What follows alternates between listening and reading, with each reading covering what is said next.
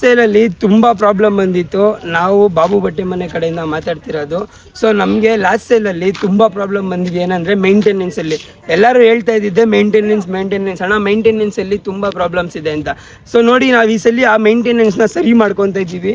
ಏನು ನಿಮಗೆ 60-40 ಹಾಕ್ಸಿದ್ವಲ್ಲ, ನಾವು ಇವಾಗ 120-80 ಈ ಥರ ಹಾಕ್ಸಿದ್ದೀವಿ.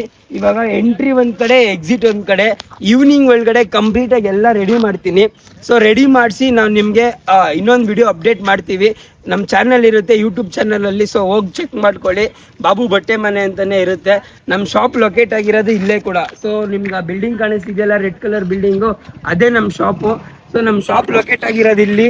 ನಾವು ಇಲ್ಲೇ ಸೇಲ್ ಆಗ್ತಿರೋದು. ಡೇಟ್ ಬಂದು 10/5/26, ನಾಳೆನೆ ಸಂಡೇ. ಸೊ ಯಾರು ಮಿಸ್ ಮಾಡ್ದಂಗೆ ವಿಸಿಟ್ ಮಾಡಿ. ಕಲೆಕ್ಷನ್ಸ್ ಏನಾದರೂ ನೋಡಿಲ್ಲ ಅಂದರೆ ನೀವು ನಮ್ಮ ಪೇಜ್ನ ಚೆಕ್ ಮಾಡಿ. ಇನ್ಸ್ಟಾಗ್ರಾಮಲ್ಲಿ ಬಾಬು ಬಟ್ಟೆ ಮನೆ ಅಂತ ಇರುತ್ತೆ. ರೆಗ್ಯುಲರ್ ಆಗಿ ಯಾವ್ಯಾವ ಕಲೆಕ್ಷನ್ಸ್ ಇರುತ್ತೆ ಅನ್ನೋದನ್ನ ಅಪ್ಡೇಟ್ ಮಾಡಿದ್ದೀವಿ. ಯೂಟ್ಯೂಬಲ್ಲಿ ಕೂಡ ಯಾವ್ಯಾವ ಕಲೆಕ್ಷನ್ನ ತೋರಿಸಿದ್ದೀವೋ ಅದೇ ಕಲೆಕ್ಷನ್ನ ಹಾಕ್ತೀವಿ. ಸೊ ಅದೇ ರೀತಿ ನಿಮ್ಗೆ ಅಪ್ಡೇಟ್ ಮಾಡ್ತೀವಿ. ಪ್ರತಿಯೊಂದನ್ನು ರೆಗ್ಯುಲರ್ ಆಗಿ ಇನ್ಡೆಪ್ತ್ ಆಗಿ ಡೀಟೇಲ್ಸ್ನ ಕೊಡ್ತೀವಿ. ಸೊ ನಮ್ಮ ಪೇಜ್ನ ಫಾಲೋ ಮಾಡ್ಕೊಳ್ಳಿ. ಸೊ ಇದು ಕಂಪ್ಲೀಟಾಗಿ 120-80 ಇದೆ ಪೆಂಡಲು.